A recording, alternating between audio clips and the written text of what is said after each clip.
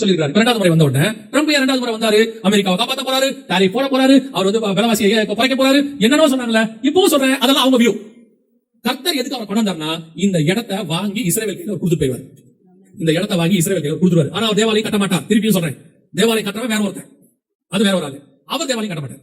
அவர் இந்த இடத்தை வாங்கி கொடுக்குற ஆள். இப்போ அவருக்கு இது தெரியுமா தெரியாதா? அதான் தெரியாது. இப்போ அவர் என்ன சொல்லிருக்காருன்னா, காசாவை மொத்தமா எடுக்க போறேன்னு சொல்லிருக்காரு. இல்லன்னா விலைக்கு நான் வாங்கிக்கிறேன். அடுத்து என்ன சொல்லிருக்காரு? காசு கொடுத்து வாங்கிக்கிறேன், இல்ல காசாவை என்ன பண்ணிக்கிறேன், மொத்தமா எடுத்துக்கிறேன். முதல்ல எருசலேம் தலைநகர் ஆக்குறேன்னதே எல்லாருக்கும் பைத்தியம் மாதிரி இருந்துச்சு. ஆனா செஞ்சு முடிச்சிட்டாங்க. இப்ப இந்த இடத்த மொத்தமா என்ன செய்யறேன், எடுக்க. ஏன் எடுக்க போறாருன்னா, இந்த காசா இருக்கிற இடத்தை எடுத்தா இதை எடுக்க முடியும். இந்த இடத்தை எடுக்கிறதுக்கான வேலை தான் நடக்குது. உங்களுக்கு ஒரு காரியத்தை சொல்லிவிட்டு நான் முடிக்கிறேன். என்னன்னா, இந்த யுத்தம் மூன்றாம் உலக யுத்தமாக மாறும். இப்ப இருக்கிறது இல்லையா, இது மூன்றாம் உலக யுத்தமா மாறுமா அப்படின்னு கேட்டீங்கன்னா, இது இன்னைக்கு வந்த செய்தி. ட்ரம்ப் சொல்லியிருக்காரு, மூன்றாம் உலக யுத்தம் வெகு தூரத்தில் இல்லை, ஸ்டார்ட் ஆக போகுது அப்படின்னு சொல்லியிருக்காரு. ஏற்கனவே இதே கருத்தை உக்ரைன் அதிபர் ஜெலன்ஸ்கி சொல்லிட்டாரு, நான் மூன்றாம் உலக யுத்தத்துல தான் இருக்கிறோம் அப்படின்னு சொல்லிட்டாரு. சோ அதெல்லாம் வராது, ஆகாது, நடக்காதுன்றவங்களுக்கு நம்ம பேசல. யுத்தங்களின் செய்திகளும் கேள்விப்படுவீர்கள் சொன்ன இடத்துல நம்ம இப்ப இருக்கிறோம். யுத்தத்துக்கு நடுவில் நம்ம இருக்கிறோம். மூன்றாம் உலக யுத்தம் ஆரம்பிச்சிருச்சுன்னு ஜெலன்ஸ்கி சொல்றாரு, ஆரம்பிக்க போகுதுன்னு ட்ரம்ப் சொல்றாரு. இந்த யுத்தம் என்ன முடியும் அப்படின்னு கேட்டீங்கன்னா, இந்த இடத்தை ட்ரம்ப் வாங்கி கொடுக்கறதுக்கு இந்த யுத்தத்தை ஸ்டார்ட் பண்ணுவாரு.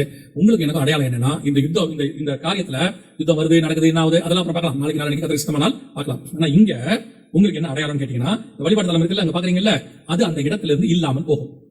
அதுக்கு ரெண்டு காரணம், ஏதாவது ஒரு காரணத்தால் இல்லாமல் போகும். ஒன்று, இந்த யுத்தத்தில் அது வீழ்த்தப்படலாம். யாராவது இடிச்சிருவாங்க. இப்ப இஸ்ரேல் இது வரைக்கும் 500 மாஸ்க் இடிச்சிருக்காங்க. காசா பகுதியில் லெபனான்ல மட்டும் 500 இடிச்சிருக்காங்க. அவங்க கடைசி இடிக்கிறது இதுவாக தான் இருக்கான். மேபி இல்லையா, ஒரு பெரிய பூமி அதிர்ச்சி நம்ம காலத்துல இஸ்ரேல்ல இப்ப வரும். எப்படிங்க சொல்றீங்க? அதே எசேக்கியேல் 38:19 வாசி.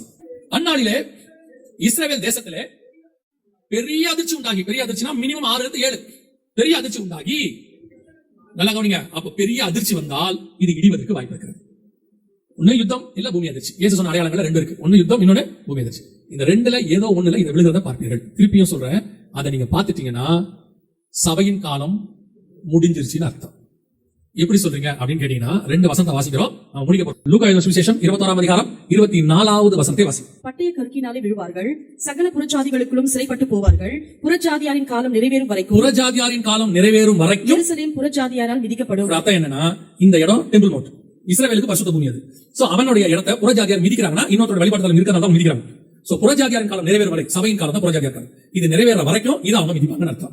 அப்போ அவங்க மிதிக்கிறது நின்றுச்சுன்னா, இந்த இடம் அவங்க கைக்கு இஸ்ரேல் கைக்கு போயிடுச்சு, இந்த வழிபாடுதல் கீழே வந்துச்சுன்னா மொத்தம் டேக் ஓவர் பண்ணிடுவோம். டேக் ஓவர் பண்ணிட்டானா புறஜாதியார் காலம் நிறைவாக போகுதுன்னு அர்த்தம். புரியுதா உங்களுக்கு? கரெக்டா 24 இது இருக்கு. 28 இயேசு என்ன சொல்றாரு பாருங்க. இவைகள் சம்பவிக்க தொடங்கும் போது, பாருங்க, அக்டோபர் 2023 தொடங்கிருச்சு. இவைகள் சம்பவிக்க தொடங்கும் போது உங்கள் மீட்பு சமீபமாக இருப்பதால் நீங்கள் நிமிர்ந்து பார்த்து உங்கள் தலைகளை உயர்த்துங்கள் என்றார். இது சம்பவிக்க ஆரம்பிக்கும் போது மீட்பு சமீபம் என்று வேதம் சொல்கிறது. இப்ப சம்பவிக்க ஆரம்பிச்சு 1.5 வருஷம் ஆகுது. சம்பவிக்க ஆரம்பிச்சு நம்முடைய மீட்பு மிக மிக மிக சமீபம்.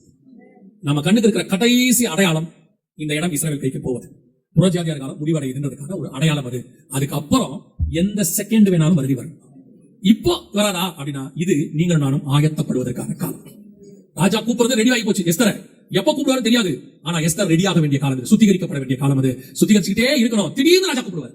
ஒரு நாள் வரும், ராஜா கூப்பிடுவாரு, போயிட்டே இருக்கணும். அரண்மனைக்குள்ள உங்களுக்கும் எனக்கும் கடைசி வாய்ப்பு கொடுக்கப்படுகிறது.